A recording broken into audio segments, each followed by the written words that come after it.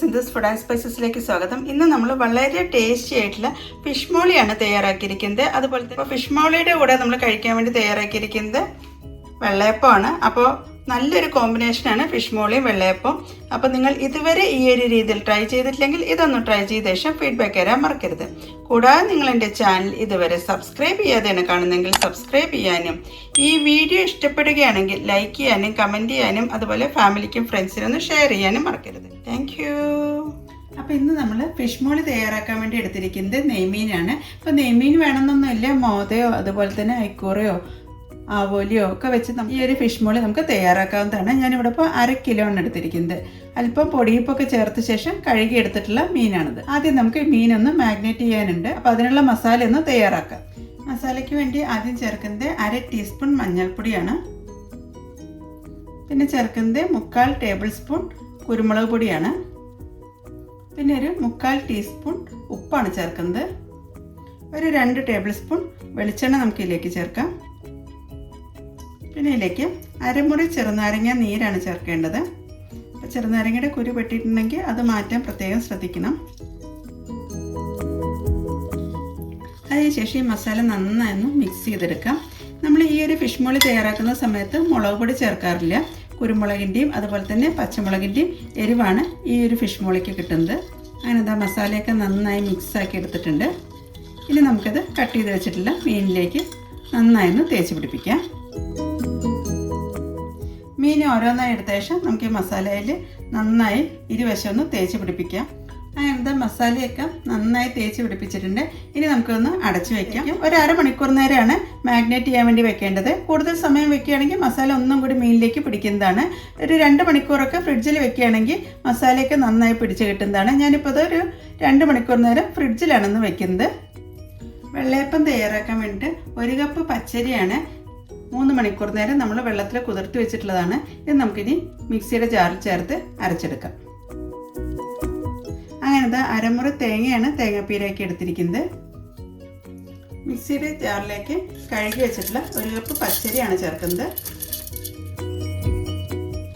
ഇനി ഇതിലേക്ക് 1/2 കപ്പ് തേങ്ങാപ്പീരയാണ് ചേർക്കുന്നത്. പിന്നെ ഇതിലേക്ക് ചേർക്കുന്നത് ഒരു 1/4 കപ്പ് ചോറാണ്. ഇനി ഇതിലേക്ക് ചേർക്കുന്നത് തേങ്ങാ വെള്ളത്തിനകത്ത് 1/2 ടീസ്പൂൺ ഈസ്റ്റും 1 ടേബിൾ സ്പൂൺ പഞ്ചസാരയും ചേർത്ത് മിക്സ് ചെയ്ത് വെച്ചതാണ്. ഇത് നന്നായിട്ടൊന്ന് കലങ്ങി വന്നിട്ടുണ്ട്. ഇത് നമുക്ക് അരയ്ക്കാൻ വേണ്ടി ചേർക്കാം. ഇതിൻ്റെ കൂടെ ഒരു 1/2 ഗ്ലാസ് വെള്ളവും കൂടി ചേർത്തിട്ടാണ് അരച്ചെടുക്കുന്നത്. അങ്ങനെന്താ നമ്മുടെ അരിയൊക്കെ നന്നായി അരച്ചെടുത്തിട്ടുണ്ട്. ഈ ഒരു രീതിയിലാണ് നമ്മൾ അരച്ചെടുത്തിരിക്കുന്നത്. ഇതിൽ നമ്മൾ ഉപ്പ് ചേർത്തിട്ടില്ല. രാവിലെയാണ് നമ്മൾ ഉപ്പ് ചേർക്കുന്നുള്ളൂ. ഇത് നമുക്കൊരു ബൗളിലേക്ക് ചേർക്കാം. എന്താ നമ്മൾ അരച്ച് വെച്ചിട്ടുള്ള മാവാണ് ബൗളിലേക്ക് ചേർക്കുന്നത്. ഈ ഒരു തിക്നെസ്സിലാണ് നമ്മൾ അരച്ചെടുത്തിരിക്കുന്നത്. ഈ മാവിലേക്ക് ഒരു 2 ടേബിൾ സ്പൂൺ വെള്ളം കഴുകിയതും കൂടി ചേർക്കുന്നുണ്ട്. അതിനുശേഷം മാവൊക്കെ നന്നായി ഇളക്കി യോജിപ്പിച്ചിട്ടുണ്ട് കൈവച്ചിട്ട്. ഇനി നമുക്കത് അടച്ചു വെച്ച് ഓവർനൈറ്റാണ് ഫെർമെൻറ്റേഷന് വേണ്ടി വെക്കുന്നത്. ഓരോ സ്ഥലത്തെയും കാലാവസ്ഥയ്ക്ക് അനുസരിച്ച് ഈസ്റ്റിൻ്റെ അളവിൽ കൂട്ടുകയോ കുറയ്ക്കുകയൊക്കെ ചെയ്യാവുന്നതാണ്. നല്ല ചൂടുള്ള കാലാവസ്ഥയാണെങ്കിൽ ഒരു 1/4 ടീസ്പൂൺ മതി. അതല്ലെങ്കിൽ ഒരു 1/2 ടീസ്പൂൺ വരെ നമുക്ക് ഈസ്റ്റ് ചേർക്കാവുന്നതാണ്. ഇനി നമുക്കത് ഓവർനൈറ്റാണ് ഫെർമെൻറ്റേഷന് വേണ്ടി വെക്കുന്നത്. അങ്ങനെ നമ്മുടെ മാവൊക്കെ നന്നായി പൊങ്ങി വന്നിട്ടുണ്ട്. ഇനി നമുക്കിതിലേക്ക് ആവശ്യത്തിന് ഉപ്പ് ചേർക്കാം. ഒരു 1/2 ടീസ്പൂൺ ഉപ്പാണ് ചേർക്കുന്നത്. ഉപ്പും ചേർത്ത ശേഷം നന്നായി ഒന്ന് മിക്സ് ചെയ്തെടുക്കാം. ഇനി നമുക്ക് ഈ മാവ് വെച്ചിട്ട് അപ്പം ചൂടാം. ഈ ഒരു തിക്നെസ്സിലാണ് നമ്മുടെ മാവ് ഇരിക്കുന്നത്. അപ്പച്ചട്ടിയിലേക്ക് അല്പം എണ്ണയൊന്ന് സ്പ്രേ ചെയ്യാം. എല്ലാ ഭാഗത്തേക്കും എണ്ണയൊന്ന് സ്പ്രെഡ് ചെയ്യുന്നുണ്ട്. ഇനി നമുക്ക് മാവ് കോരി ഒഴിക്കാം. ഞാനിപ്പോൾ 1.5 തവി മാവാണ് കോരി ഒഴിക്കുന്നത്.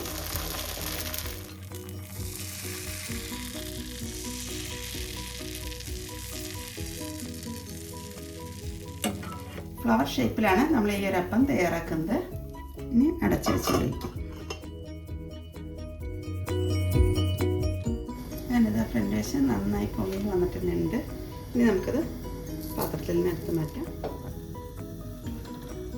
എന്താ പൂ പോലെയുള്ള വെള്ളയപ്പമാണ് തയ്യാറാക്കിയിരിക്കുന്നത്. അപ്പോൾ ഇതുപോലെ ബാക്കിയുള്ള അപ്പം ചുട്ടെടുക്കാം. നമുക്ക് റൗണ്ടിലും ഒരു വെള്ളയപ്പം ചുടാം.